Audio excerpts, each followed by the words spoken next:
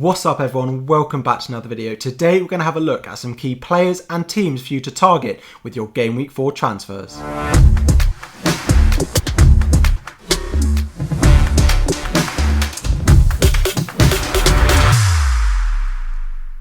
What's up everyone, welcome back to another video. We are finally moving through the international break. We are on Tuesday, heading in to that Game Week 4 deadline on Saturday morning. So what we're going to do now is, as we all start to do our transfers, we're going to look at my weekly video of transfer targets. What we're going to do is see the most bought players, and I'll have a review of whether I think they should be bought players or whether we should not be buying them quite yet. The most sold players in FPL this week, or maybe we should be holding on to them in my teams in a little bit longer. And finally, we'll look at 3 key teams to target in FPL, ones that have good fixture swings, ones that potentially have bad fixture swings. So we will be looking whether we should be buying these teams, selling them, as well as 3 key assets that we should potentially own from these 3 teams. So let's dive straight into them. We're going to start off by having a look at those most bought players in FPL at the moment. Now, of course, these aren't necessarily the top 3, but 3 that I think are worth discussing at the moment. So, of course, the first one, let's get it out of the way. Cristiano Ronaldo signing for Manchester United is now already up to 15% owned. He's have over 1 million transfers in, and I can only see this going up and up.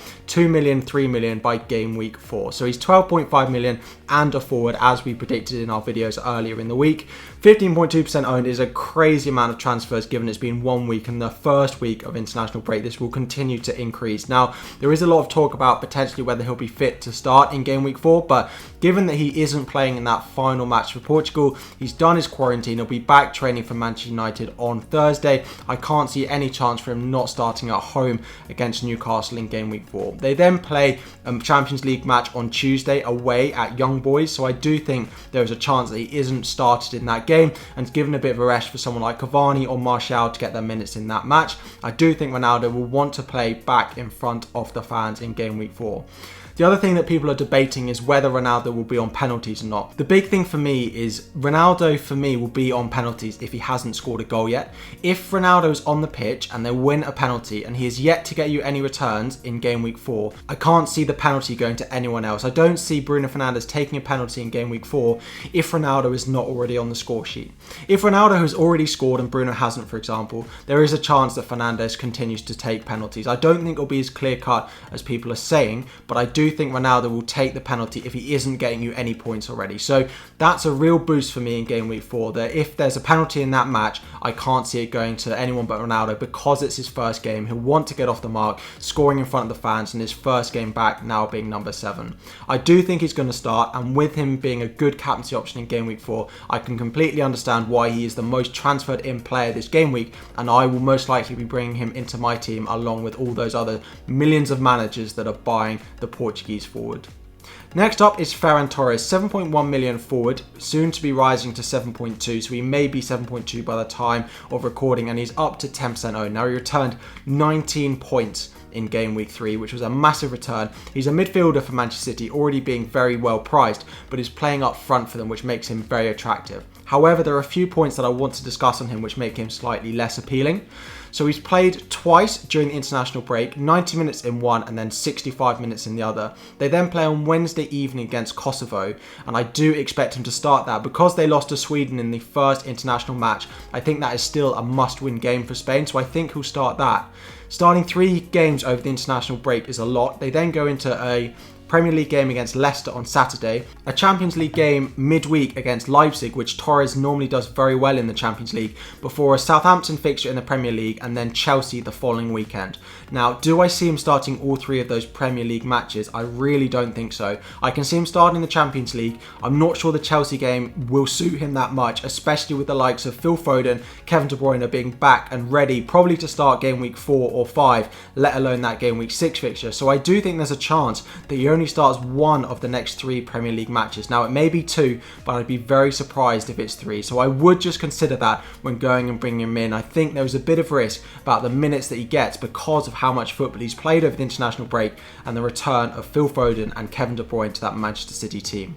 Now, the next one we have is Demarai Gray of Leicester, so a much cheaper option, a midfielder priced at 5.6 million, 6.5% owned at the moment. So straight away, it is a very nice price. He scored twice in the opening 3 fixtures, and Everton continue to have a really nice run of games from Game Week 4 all the way onwards to game week 10. So based on what's happened in the first 3 game weeks, he would look like a really nice option. However, the goals he's scored has been very direct. I don't expect teams to let him run at their defence like he quite did in game week 3. I do think he's a nice option at 5.6. If you're looking for a real budget midfielder, he's probably my favourite option at under 6 million. However, some of those 6 million options like Adama Traore, like Ismail Assar at Watford, who have a really nice run of fixtures starting now as well, I'd probably favour. But if you don't have enough budget for him, he's a really nice option at 5.6. Given that he's probably going to be crossing the ball into Calvert-Lewin. That's how he's played. He's much more direct than a lot of those Everton players, and they have a really nice upcoming run of fixtures. So let's now move on to some of those most transferred out players this week. So the first one, Bruno Fernandes. So a lot of people are making the double transfer of Bruno Fernandes out in order to get Cristiano Ronaldo in. Now, I don't necessarily think Fernandes is an instant sell. I don't think straight away that he's particularly a bad asset to own at the moment. We saw that he can still score points as he did in game week 1, even if he isn't on penalties. Now, I've spoken a little bit about that I don't think he'll be off penalties straight away, but for the foreseeable, maybe game weeks 4 and game week 5, then I think it'll be Ronaldo for the short term. 48.7% owned, that's only going to drop from here, and his price will likely drop again ahead of the game week 4 deadline.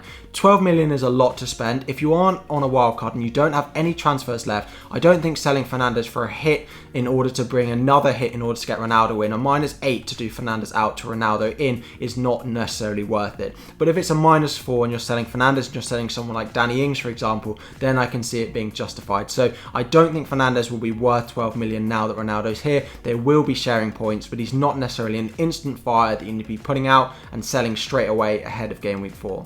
Now on to Danny Ings. So he does have a really difficult run of fixtures starting in game week 4, running for the foreseeable future. He did get 3 returns in 3 matches in the opening 3 weeks. However, he was quite fortunate. There was a bicycle kick and assist in there, and a very last minute penalty as well. So although he's got points, it's not that sustainable compared to what maybe we're used to with Ings when he was at Southampton.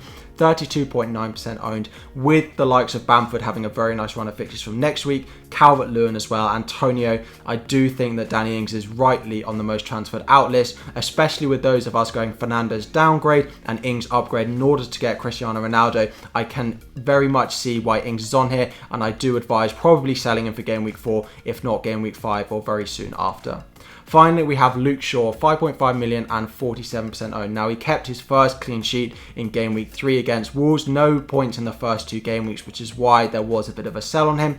However, I'm a bit surprised to see him in quite the top rankings for the most transferred out players this week. With Ronaldo coming in, I do think there's a good chance that there is more assist potential with Shaw whipping in the ball. Ronaldo, we know how good his aerial threat is, so Shaw assist to Cristiano Ronaldo, either from open play or from corners as well. I do think there's a good chance from assists for Shaw in the upcoming weeks. And as well as this, they have a nice run of fixtures for the next 3, including that Newcastle at home fixture in game week 4. So I don't really understand why Shaw is being transferred out this week. I don't really understand the players that you would be replacing him with. If you need a little bit of money, then potentially downgrade to someone like Semedo of Wolves, because they have a very nice run. But for now, I would hold Shaw and keep him in your team. So Fernandes and Ings I would look to sell very much straight away. Fernandes if you need money, but Shaw is a definite hold for me at the moment. So the first team that we're going to talk about is Watford. So one of a few teams who have a very nice fixture run starting in game week 4. They play Wolves at home, Norwich away, Newcastle at home, Leeds, Liverpool, Everton. So particularly the next 3 games are very nice. Now the assets that I've pulled out, first of all, is Backman in goal. If I was a wildcarding, he would definitely be one of the goalkeepers that I'm considering owning this week. 4.5 million, yes, they haven't kept clean sheets in the first 3, but I do think that over the next 3 or 4 matches, there is good clean sheet potential. He does have the ability to get saves and make bonus points as well. He hasn't quite done it yet, but out of all the 4.5 goalkeepers, he's probably the one that I'd go with buying if you're bringing him into my team now. Although if you're not on a wild card, I wouldn't go buying any goalkeeper. I wouldn't be making goalkeeper transfers. Next up, we have Sarr. So Sarr is a 6 million option, and as a midfielder, probably the talisman, the most important player in that Watford attack. He is on penalties. They do have a great run of fixtures. He got points in game week 1, but he's yet to return since. However, I think he's a really nice differential to own. 2 home fixtures in their next 3, as well as Norwich in game week 5, is a really good run of fixtures that I think we can look to target Sarr. A lot of people looking at Ferran Torres as an option in midfield, as we've already spoken about, but at 6 million, I think Sarr could offer a really good differential option because he's on penalties, because he's such a focal point for that attack. I can definitely see points for him over the next 3 or 4 matches. And finally, the one we've gone for up front is Dennis, 5.2 million, the cheapest starting forward in the game at the moment. 8.1% owned, so slightly higher and probably the most highly owned Watford player at the moment. But 5.2 million for a starting forward. He scored 12 points at home in game week 1, hasn't returned since. But again, with 2 home fixtures where Watford looked much better, 2 of them in the next 3, again, I think there's good potential for Dennis. So if you are looking for a cheap forward, instead of going for Obafemi or some of those 4.5 options, if you can get Dennis on your bench, it dramatically strengthens your bench. I've got him in my team. I'm probably going to play him a couple of times over the next few weeks. I think there's a good chance, particularly in those home fixtures, for Dennis and Sarr to get some points. So Watford offer really nice differential options over the next few game weeks. The next team that we're going to talk about is Wolves. So we've spoken a little bit about Jose Sarr and Semedo, but we'll go into a bit more detail now. They have an amazing run of fixtures over the next 6, particularly the next 4.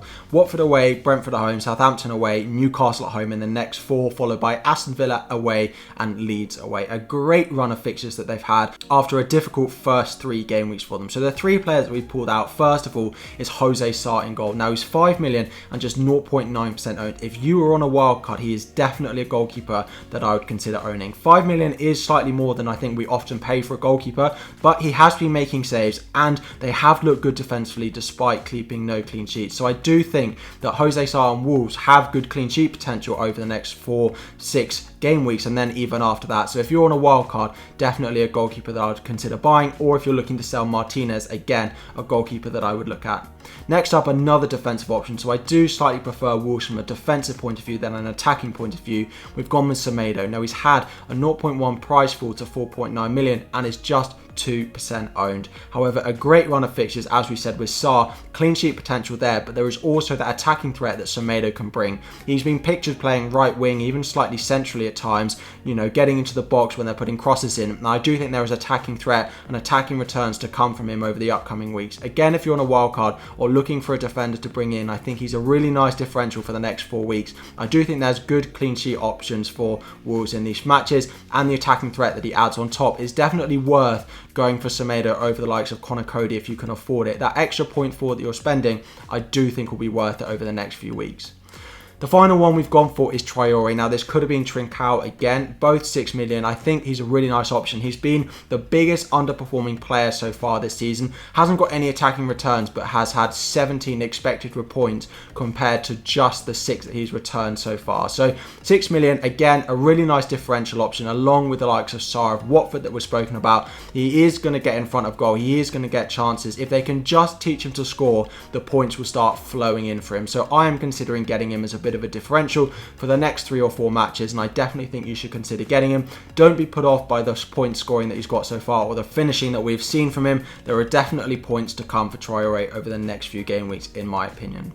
The final team we're going to talk about again is Leeds. You all, when you go in the comments on my post, is always Leeds. Can you discuss Leeds? Should we be keeping Leeds? Everything like that. So they have had a difficult start to the season, including that Manchester United fixture in game week 1. They also play Liverpool at home in game week 4, which is a slightly annoying thing for those on your wildcard. Do you own Leeds? Do you not? Because they have that difficult fixture. However, after that, they have a really nice run for the next 5 and even beyond that. So Newcastle, West Ham, Watford, Southampton, Wolves is a great run of fixtures. Now, the ones that I'm looking at, of course, Meslier in goal is another option you could own on top of Sarr and Backman that we've already mentioned. But Ayling playing at right back, good attacking threat. We saw his goal in game week 1, 4.5 million, 13% owned. A really good option. I do think that their defensive numbers and their clean sheets could definitely improve from what we've seen in the first 3 weeks.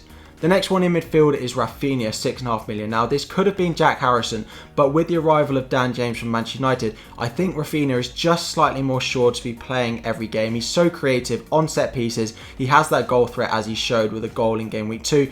With this really nice run of fixtures, I do think owning a Leeds attacking option is really worthwhile. Now, the midfielder I would go with is definitely Rafinha over those other options I just mentioned. However, the main goal scoring option is Patrick Bamford, 8 million. With that run of fixtures, he may also be dropping to 7.9 as well. He's got goals in him. We saw it last season. He got his call up to England over the international duty. He'll be coming back, raring to go. I just see him point scoring. With those of you with Antonio, with Ronaldo, I think he's a great third option. It is quite a close debate between Dominic Calvert-Lewin and Bamford. Because Calvert-Lewin has a nice fixture this week, a lot of people will be picking him over Bamford. However, from next week, I'd probably go with Bamford. They will score more goals than I expect Everton to. Bamford will be the main goal scorer. He's on penalties like Calvert-Lewin is. It'll be a pretty tight run race between the two of them, but from game week 5, I think Bamford will get a lot of FPL points for you. So those are the most transferred in players, the most transferred out players, and then 3 teams that I think we should be looking to target over the upcoming game weeks.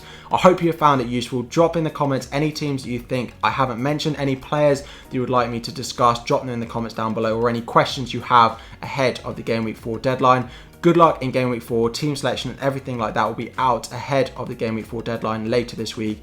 Do like the video and subscribe to the channel if you have enjoyed. There's plenty more to come throughout the season to help you get the best rank you possibly can this season. So if you have enjoyed, like and subscribe, and I will see you all very soon.